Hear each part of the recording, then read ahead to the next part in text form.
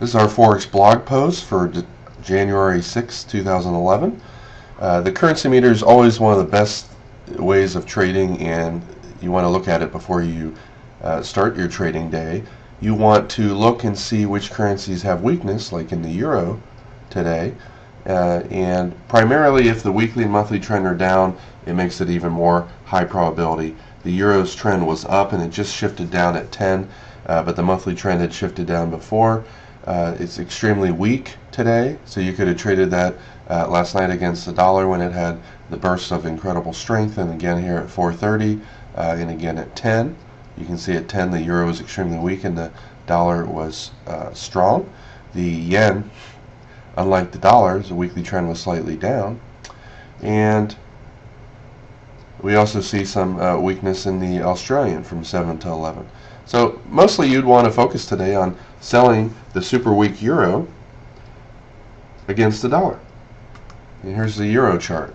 Notice yesterday's trend was down and it went sideways. When it's underneath the hourly and you see an NR pattern right here, usually those breakouts happen. They're better when they're after 2 o'clock Eastern time because that's usually when the trend really begins. So if you got short right here, you might have had a loss. Anytime a currency trends down, in the first and usually second time it comes back up and touches the hourly and can't get above it, it's one of the highest probability low risk trades there are, because it probably works 60 to 70% of the time when you're trading with a trend, especially if the weekly and monthly trend is down. In this case, the daily, weekly, and monthly statistical trend was down. Went up to this level, had no strength. If it hits the hourly moving average with incredible strength, then it's a higher risk trade, less likely to work. It's a great place to go short also, because if the trend does go down, usually price stalls at the lower containment band and you have our fib level down here. So the difference from where you get into trade, whereas it could stall here at 3105, it's about 50 pips. So anytime you have a 60-70% chance of a trade working, you're trading in the direction of the weekly and monthly trend, and the counter trend move on the way up had almost no momentum.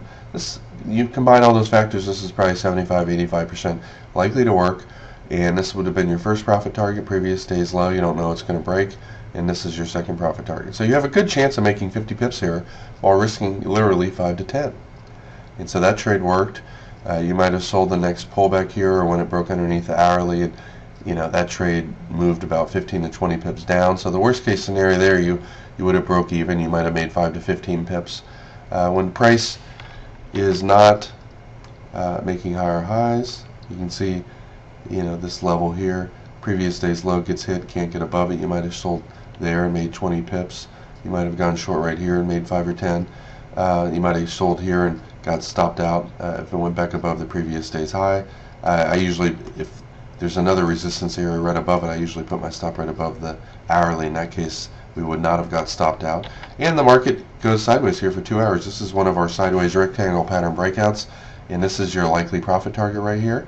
Anytime it shoots through the profit target, then you wait for the next one, which is this fib level, and it exploded through there. Usually when the market goes underneath the lower containment band, it tends to reverse. So at the first sign of it stalling, you'd want to get out of the trade, and that's somewhere down there near 20. You would have been short around 06, and that's an 86 pip move. So you had a nice 35 to 50 pip move here, 5 or 10 pip move here, break even, some small wins, and then an astronomically huge win. But all by using our currency meter. Again, the Australian started to have some moderate weakness after 7. So you could sell the weak Australian versus the strong dollar. Here's 7 o'clock right here. Notice price is underneath the hourly, and we have one of my projected fib levels as a resistance here. And it went up to this level. The weekly trend's down. Unfortunately, the monthly trend's down or up, so that makes this a little bit less of a good trade than the euro-dollar pair. Plus, the euro-dollar was by far weaker earlier and more intensely than this one. But anytime you see a resistance area get hit many times and it can't go through it, you really want to look for sells. So here's 7 o'clock right here. You might have gone short right there, pulled back 10-15 pips, more than enough to break even at the worst case scenario. Went up again, broke the hourly, so you want to be careful selling above the hourly, but it couldn't break the high, couldn't get above the fib. And when it came down again right here, this is where I would have went short, somewhere around 76, 75. This would have been my profit target. The previous day's low, which hit many times and wasn't broken. Once it went underneath there, usually when you're trading with a trend, you can expect a two-wave move. You draw your fib on there, and look, it went right to that level. And it made a lower low with half the weakness it had before, so you want to exit your whole trade there. But pretty decent trade. Let's say we're short around 75, we're out at 35. There's a 40 pip move. All, again, by using the currency meter.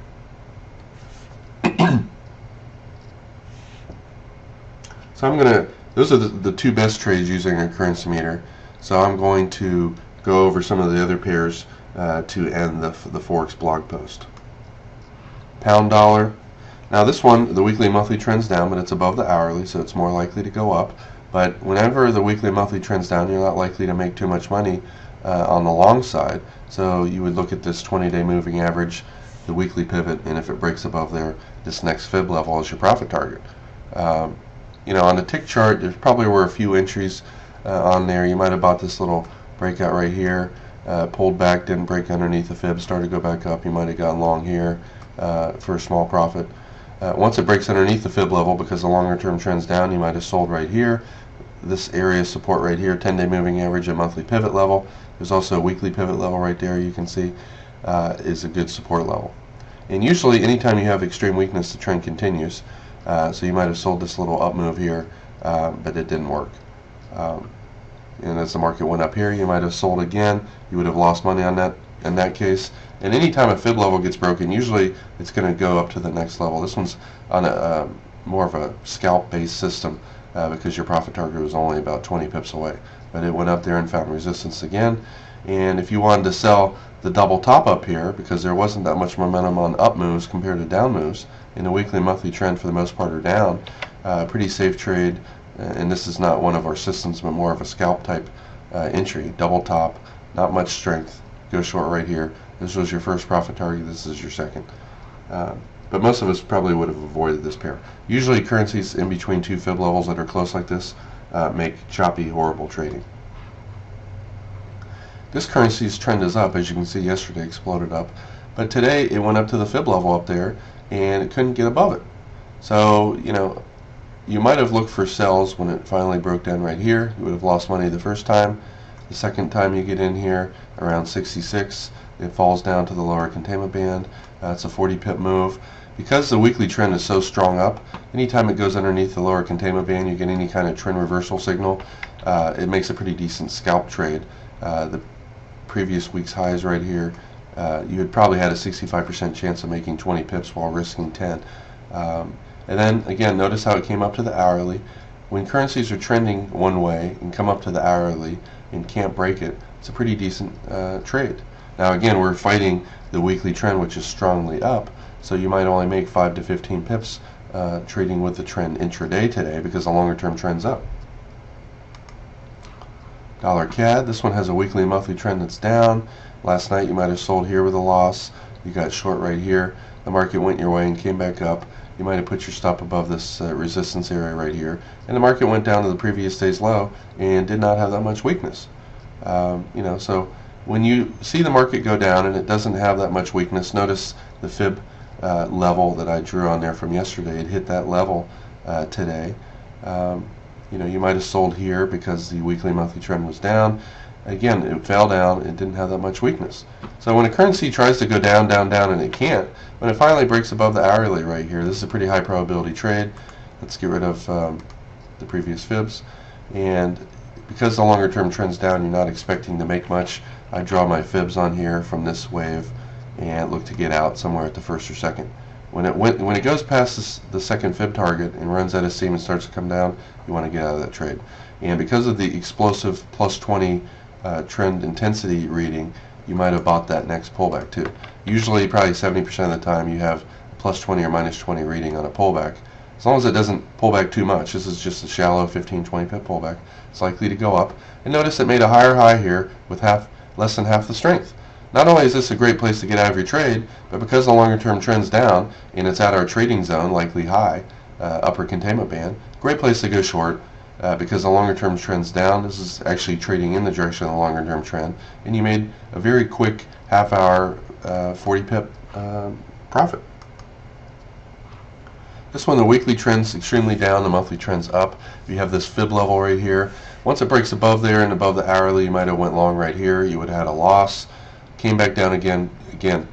It's looking pretty weak at the time. Doesn't break underneath this narrow range pattern, which would have caused you to short.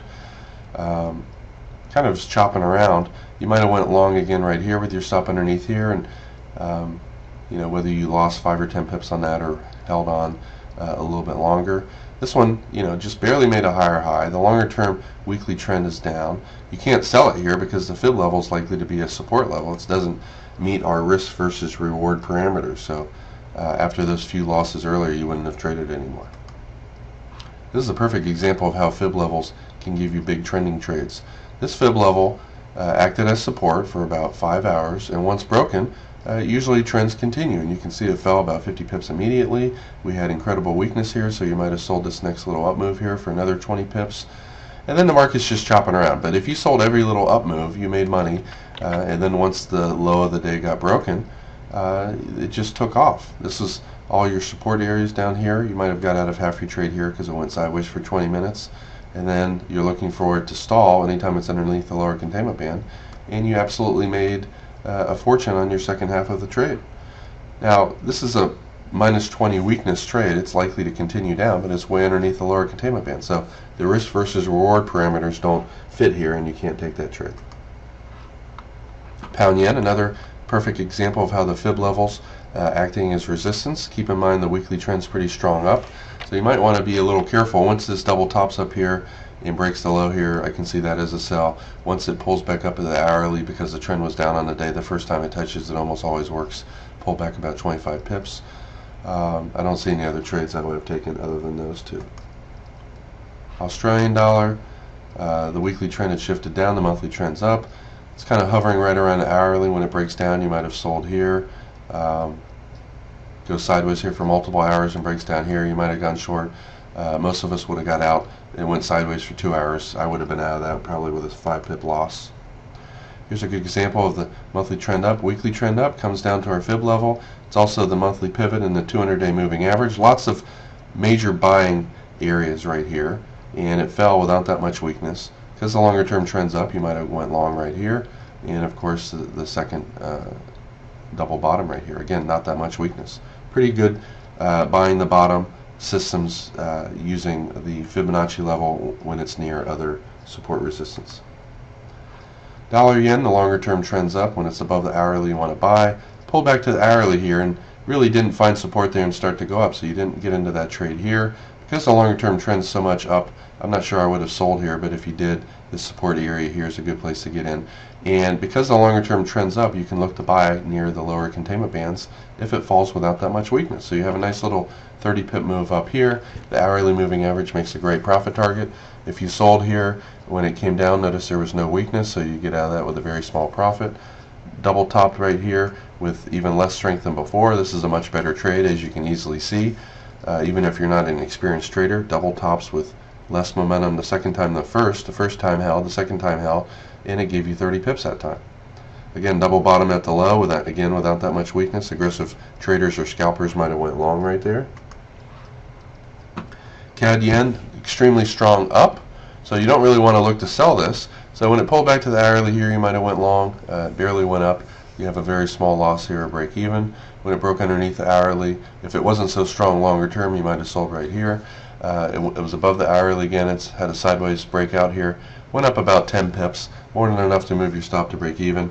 And again, anytime the longer term trend is up, when it comes down to the lower containment band, it's a pretty low risk place to go long, and it went up 25 pips.